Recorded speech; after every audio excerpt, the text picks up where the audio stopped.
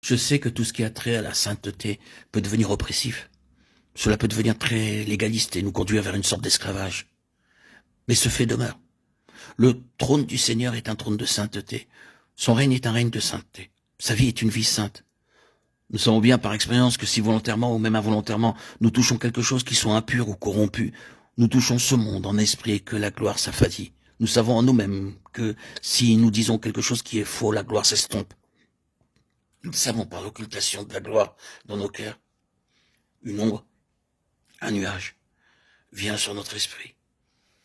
Il y reste, jusqu'à ce que nous allions laver cette souillure dans la présence du Seigneur. Considérons donc l'autre aspect, l'intermédiaire symbolique du trône, typifié par les roues.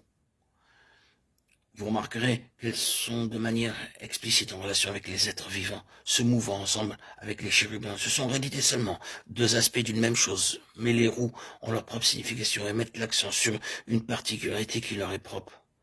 Que signifie-t-elle donc? Quelle impression vous fait la lecture des versets 15 à 21 du livre d'Ézéchiel, chapitre 37? Si vous vous asseyez là, sur ces roues, comment est-ce que vous vous sentiriez?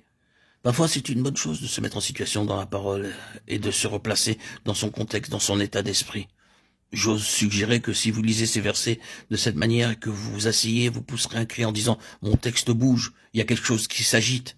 Quelle que soit votre sensation, vous ne repartirez pas avec un sentiment de passivité ou de tranquillité. Nous savons qu'il se dégage de ces roues une immense énergie et un mouvement avec une réelle intention. Les roues symbolisent donc le mouvement, la dynamique, la progression. Et ici, l'esprit des êtres vivants était dans les roues. L'énergie de l'esprit est là. Il y a de l'énergie et du mouvement avec un dessein. N'est-ce pas ce que cela signifie? Elles nous disent clairement et simplement que ce trône est un trône dynamique et actif en relation avec ce que Dieu désire. Toute l'énergie et les activités contenues dans ces prophéties sont l'expression de ce trône. C'est la signification de ces roues. Le trône est une progression. En progression constante. Le trône n'est pas passif. Le trône est gouverné par une formidable énergie. Dieu est profondément désireux d'obtenir sa grande fidélité pour que tout soit glorieux, rempli par sa gloire et pour sa gloire. Avec le Seigneur, il n'y a rien de facile ni de laisser aller pour parvenir à cette finalité de la gloire. Si nous pouvions seulement le voir et le comprendre, nous reconnaîtrions que beaucoup de choses sont permises parmi le Seigneur dans nos vies pour que son énergie agisse et fraye une voie pour sa gloire parmi le peuple de Dieu. L'apôtre Jean nous dit que tout son évangile fut écrit avec un objet. Ce but, c'est la gloire du Seigneur Jésus. En toutes circonstances, du commencement à la fin, elle gouverne tout.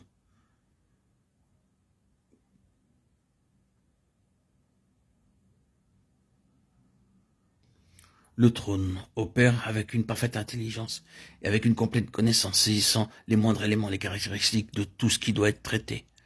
Le trône de sainteté travaille avec une vision parfaite et une parfaite connaissance. C'est une des caractéristiques des roues, ce qu'elle était. Elle était remplie de yeux tout autour. Ézéchiel 1, 18, 10, 12. Les yeux de sa gloire nous sont, ils connaissent nos déceptions et toutes nos désillusions les uns à l'égard des autres. Ils nous connaissent parfaitement. Le Seigneur agit avec nous selon cette connaissance. Et nous ne pourrons pas mettre de côté cette réalité. Si le Seigneur décide de nous traiter sous la forme d'un jugement particulier, s'il décide d'intervenir, c'est parce qu'il a vu ou qu'il voit quelque chose. Quelque chose qui nous cause un préjudice, quelque chose qui limite ou qui entrave la gloire en nous. Personnellement ou individuellement ou dans nos assemblées.